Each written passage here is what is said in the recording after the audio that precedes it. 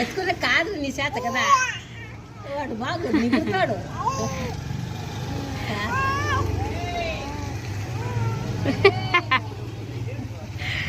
వాడితో మాట్లాడేది కొట్లాడేది కొట్లాడుతున్నాడు.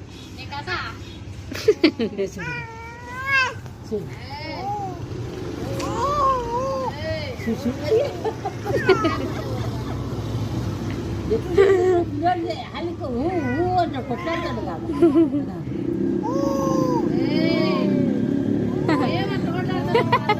చూడు గడ్డి పట్టుకుంటాడు, జగ్గుతాడు, అంటాడు.